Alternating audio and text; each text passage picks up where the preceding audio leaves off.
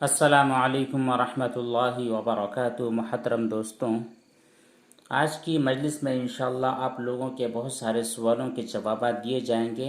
چونکہ ہمارا سسٹم ذرا خراب ہے، اس لیے آج صرف اسکرین ریکارڈنگ کے ذریعے 6-7 سوالوں کے جوابات انشاءاللہ دینے کی کوشش کریں گے۔ چلیے بڑھتے ہیں۔ سب سے پہلے ایک صاحب کی طرف سے سلام پیش کیا گیا ہے، وعلیکم السلام ورحمۃ اللہ۔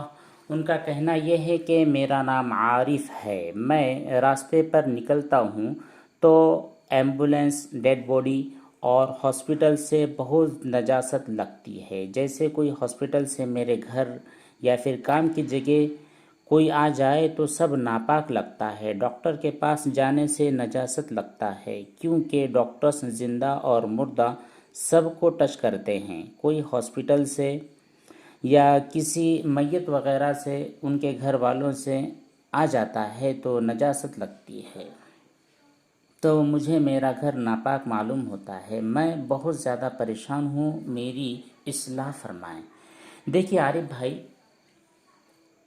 آپ کو جو ڈیڈ باڈی سے جو خوف، جو ڈر اور جو نجاست کا ایک خیال آتا رہتا ہے، اس کی تہہ تک پہنچنے کی کوشش کیجیے۔ آپ کو وہ انسان جو کہ اب اس دنیا میں نہیں رہا، فوت ہو چکا ہے، جو کہ لاش ہو چکا ہے، میت بن چکا ہے، یا جس کو آپ ڈیڈ باڈی کہتے ہیں، ان کے بارے میں یہ نجاست کیوں محسوس ہوتی ہے، آپ یہاں پر غور کیجیے۔ اگر آپ پرسنلی طور پر یعنی ان کی جسم کو اور ان کی باڈی کو ہی ناپاک سمجھتے ہیں تو پھر یہ آپ کی غلط فہمی ہے، ٹھیک ہے؟ چاہے آپ میت کو غسل دیں یا نہ دیں، جب تک آپ نے غسل نہیں دیا ہے تب تک بھی وہ ناپاک نہیں ہے۔ مطلب یہ ہے کہ اس کو ٹچ کرنے کی وجہ سے آپ کا ہاتھ، آپ کے پیر، آپ کے کپڑے ناپاک ہو گئے، ایسی کوئی بات نہیں ہے۔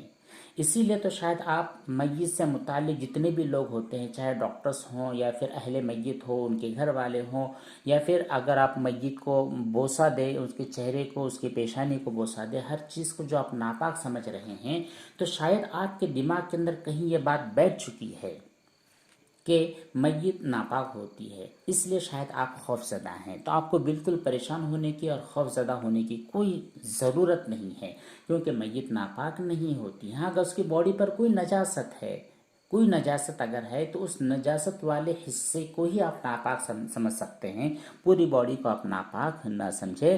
اسی طرح اگر آپ کوئی میت کے گھر والا آپ کے گھر پر آ جاتا ہے، یا پھر ڈاکٹر کے پاس آپ بیٹھے ہیں، یا پھر ہاسپٹل میں گئے ہیں، تو ان تمام کاموں کی وجہ سے آپ کی کوئی بھی چیز ناپاک نہیں ہوئی ہے، یہ بالکل آپ کا وہم معلوم ہوتا ہے، یا آپ کا اندر کا خوف معلوم ہوتا ہے۔ تو ایسی کسی باتوں کو لے کر آپ بالکل پریشان نہ ہوں۔ چلیے آگے بڑھتے ہیں۔ سلام پیش کیا گیا ہے، وعلیکم السلام ورحمۃ اللہ وبرکاتہ۔ ان کا کہنا ہے کہ مفتی صاحب، میرا سوال یہ ہے کہ جب پیشاب کر کے اس عضو کو پکڑ کر اگر ہاتھ کو پیشاب لگ جاتا ہے تو کیا ہاتھ پر پانی بہانے کی وجہ سے، ہاتھ دھونے کی وجہ سے ہاتھ پاک ہو جائیں گے؟ بالکل پاک ہو جائیں گے، اس میں دو رائے ہی نہیں ہے کہ آپ نے ہاتھ کے اوپر پانی بہایا اور وہ پاک نہیں ہوا، ایسا نہیں ہوتا۔ جب بھی آپ اپنے ہاتھ پر پانی بہاتے ہیں تو چاہے پیشاب لگا ہو یا کوئی نجاست لگی ہو، وہ نجاست ختم ہو جاتی ہے اور آپ کا ہاتھ پاک ہو جاتا ہے۔ آگے لکھتے ہیں کہ اور کوئی بھی پاک چیز کو ہاتھ لگائے اور کچھ کھائے تو کیا وہ چیز پاک رہے گی کیا، یا پھر صابن سے ہاتھ دھونا ضروری ہے؟ بالکل ضروری نہیں ہے۔ جب آپ نے اپنے ہاتھوں کو دھو لیا ہے، اس کے اوپر پانی کو بہا دیا ہے، تو اس کے بعد کسی کیمیکل سے یا پھر صابن سے یا برش سے یا پھر اور کسی شیمپو وغیرہ سے ہاتھ کا دھونا قطعاً ضروری نہیں ہے۔ پلیز جواب دیجئے نا، پہلے بھی میسج کیا تھا آپ نے جواب، ابھی تو جواب دے دیا گیا ہے۔ آصف خان صاحب ہے، آپ حیدرآباد سے، شاید آپ کے سوال کا اس کے پہلے بھی جواب دیا جا چکا ہے، لیکن آپ نے شاید وہ ویڈیو نہیں دیکھا ہے جس میں تفصیل سے بتلایا گیا تھا۔ خیر، آج آپ کے سوال کا جواب تو آپ کو مل گیا ہے کہ جب آپ نے اپنے ہاتھوں کو دھو لیا ہے، نارملی جیسے نارمل انداز میں آپ اپنے ہاتھوں کو دھوتے ہیں ویسے ہی دھو لیا، کسی کیمیکل اور صابن اور شیمپو لگانے کی ضرورت نہیں ہے۔ نارملی طور پر آپ اپنے ہاتھوں کو دھو لیں۔ ہاتھوں کو دھونے کے بعد چاہے آپ جو کام کرنا چاہے وہ بالکل کیجیے، کوئی ڈرنے، گھبرانے اور پریشان ہونے کی ضرورت نہیں ہے، کیونکہ آپ کے ہاتھ پاک ہو چکے ہیں۔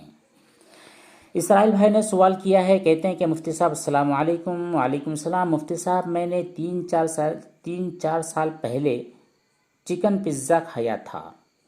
جب مجھے یہ علم نہیں تھا کہ چکن مسلم ذبح کرے گا تو ہی حلال ہوگا، اب مجھے کیا کرنا چاہیے؟ اور مجھے یہ بھی دھیان نہیں ہے کہ اس سلائس میں جو میں نے کھایا تھا اس میں چکن پیسز تھے یا نہیں۔ اسرائیل بھائی اب کیا کر سکتے ہیں، چونکہ 4 سال کا عرصہ گزر چکا ہے، ٹھیک ہے، 4 سال کا عرصہ گزر چکا ہے، اس کے پہلے آپ نے کام کیا تھا۔ ویسے آپ ایک بات اچھی طرح سمجھ لیں کہ ہر مسلمان کے لیے علم دین حاصل کرنا فرض ہے، ضروری نہیں، فرض ہے۔ اتنا علم دین کہ آپ کو پتہ چل جائے کہ فلاں چیز حلال ہے، فلاں چیز حرام ہے، نماز کے فرائض، روزے کے فرائض اور جتنے دین کے بنیادی باتیں ہوتی ہیں ان تمام بنیادی باتوں کا علم حاصل کرنا ہر مسلمان کے لیے فرض ہوتا ہے۔ اس لیے ہر مسلمان کو کوشش کرنی چاہیے کہ پیدا ہونے سے لے کر یعنی جب اس کو شعور پیدا ہو جائے، 10-12 سال کا ہو جائے، اس وقت سے علم حاصل کرنا شروع کرے یہاں تک کہ اس کو موت آ جائے۔ تو خیر 3-4 سال پہلے جو آپ سے لا علمی کے اندر اور معلوم نہ ہونے کی وجہ سے جو غلطی ہو گئی ہے، آج کیا کر سکتے ہیں سوائے توبہ کے؟ آپ توبہ کیجئے، استغفار کیجئے، اور فیوچر میں اس قسم کا کوئی گناہ نہ ہو، اس کا آپ خاص خیال رکھیے۔ ایک یوزر صاحب ہے، انہوں نے بھی سوال کیا ہے، نام لکھا کیجئے، آپ نے نام نہیں لکھا تو سمجھ ہی میں نہیں آئے گا نا آپ کون ہیں، پھر آپ بعد میں کہتے ہیں کہ مفتی صاحب آپ تو ہمارے سوال کا جواب ہی نہیں دیتے ہیں۔ خیر آپ نے سوال کیا ہے کہ اگر کوئی قضا روزے رکھنا چاہتا ہے اور وہ نیت کر کے سو جائے کہ میں سحری کر کے روزہ رکھوں گی، پر وہ سحری نہ کر سکا اور روزہ نہیں رہا اس نے، تو کیا وہ گنہگار ہوگا یا پھر وہ اگلے دن سحری کر کے روزہ رکھے؟ اگر کسی کے بہت سارے روزے قضا ہو چکے ہوں تو وہ ہر مہینے 2 یا 3 روزے رکھے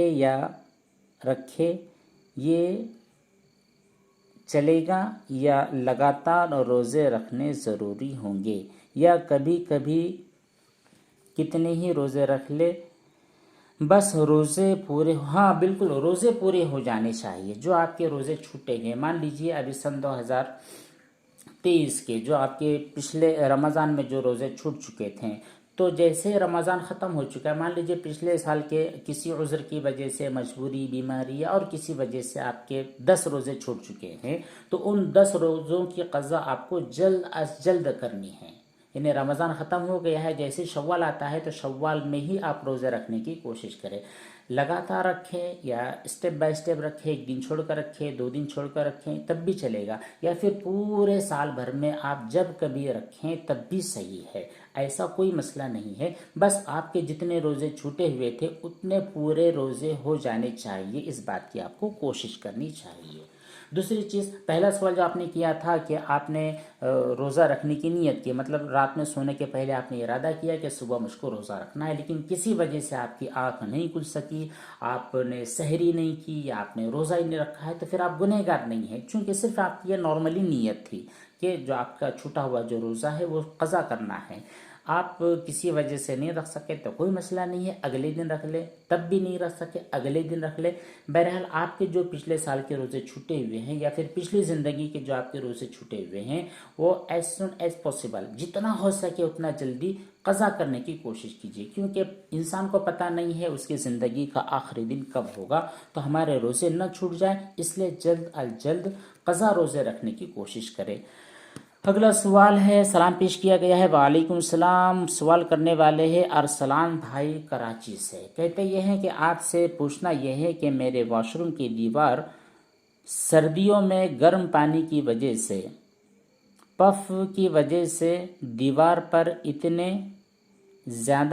زیادہ نمی آ جاتی ہے کہ پوری دیوار بھیگ جاتی ہے، اور پانی کے جو لکیریں ہوتی ہے وہ نیچے کے سائیڈ بہنے لگتی ہے۔ اس دیوار پر ہینگر بھی ہے، وہاں پر گندے کپڑے بھی اور اچھے کپڑے بھی رکھے ہوتے ہیں، تو وہ جو پانی کی لکیریں آتی ہیں وہ کپڑوں کو لگ جاتی ہیں، تو ان کی وجہ سے کیا کپڑے پاک ہوں گے، دیواریں پاک ہوں گی؟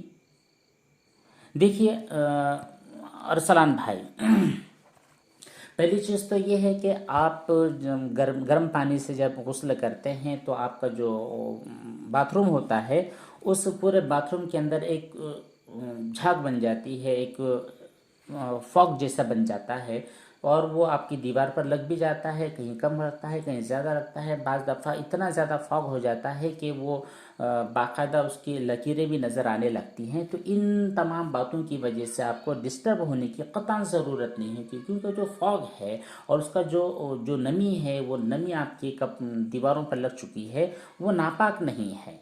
ठीक है, वो नापाक नहीं है, वो बिल्कुल पाक है।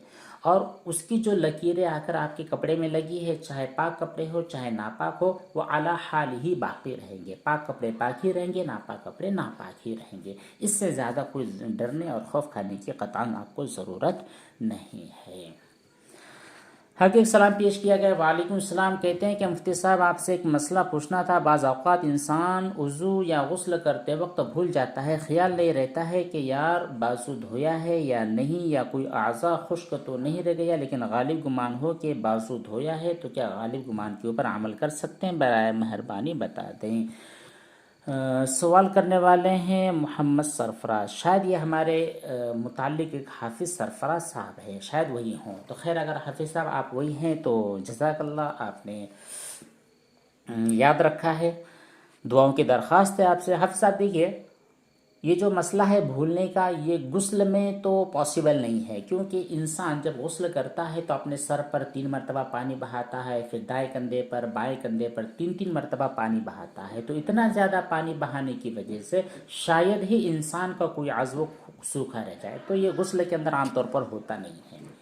हाँ, वज़ू के अंदर कभी हो सकता है, लेकिन वहाँ पर भी समझने वाली बात यह है कि आप जब वज़ू करते हैं तो वज़ू ज़्यादा से ज़्यादा 2 से 3 मिनट का एक प्रोसेस होता है। 2 से 3 मिनट के अंदर आदमी पूरे वज़ू से फारिग हो जाता है। तो इन 3 मिनटों के अंदर आपका कोई आज़्व सूख जाए, ये पॉसिबल नहीं है, क्योंकि आदमी को कन्फ्यूज़न कब होगा, मैंने धोया नहीं धोया, वो उस वक्त होगा जबकि आपके मुकम्मल आज़ा सूख गए हों, खुश्क हो गए हों। तो ऐसा नहीं होता है। लेकिन अगर कभी ऐसा हो गया है बहुत ज़्यादा, जैसे आपने पहले चेहरा धोया, उसके बाद 10 मिनट के बाद आप हाथ धोने के लिए गए हैं, तो इतना ज़्यादा वक्फा होने की वजह से अब आपने पहले चेहरा धोया था कि नहीं धोया था, यहाँ पर एक कन्फ्यूज़न हो सकता है। लेकिन अगर आप गालिब गुमान के ऊपर अमल करते हैं कि नहीं मैंने वाक़ईतन चेहरा धोया था, और आपका गालिब गुमान कब होता है, आपकी नोज़ के ऊपर मान लीजिए पानी के निशानात है, आपकी आइज़ भीगी हुई हैं, आपके दाढ़ी के अंदर पानी रुका हुआ है, तो ये बात कन्फर्मेशन इंसान को दिलाती है कि हाँ वाक़ईतन मैंने अपना चेहरा धो लिया है।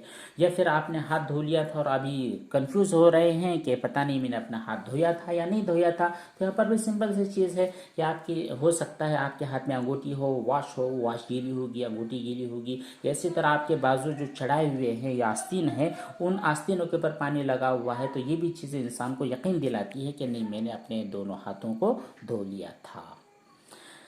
चलिए आगे समीर अहमद ने सलाम पेश किया है। वालेकुम सलाम। कहते हैं कि मुफ्ती साहब, मेरे घर वाले कुछ बात कर रहे थे, तभी मेरे माइंड में आया कि अच्छे से कुर्बानी हो जाए, 100 रुपया देने के लिए मस्जिद में, फिर भी कुछ दी के अच्छे से कुर्बानी हो जाए, तब 100 देने के लिए, क्योंकि मेरी अम्मी कुर्बानी के बाद हमेशा 100 रुपया इसी नीयत से देती। अच्छा, ये समीर भाई, ये कोई ख़ातून है शायद, इनके भी कई सवालात इसके पहले हमारे पास आ चुके हैं, आज भी इनका सवाल मौजूद है। तो शायद आप है ना छोटी छोटी बातों को लेकर, ख़ास तौर पर अपनी नीयतों को लेकर बहुत ज़्यादा परेशान हो जाती हैं, कि आपको लगता है कि कहीं फ़ला चीज़ मेरे ऊपर वाजिब तो नहीं होगी, मैंने फ़ला नज़र मान ली, मैंने फ़ला मन्नत मान ली, ऐसी बात तो नहीं है।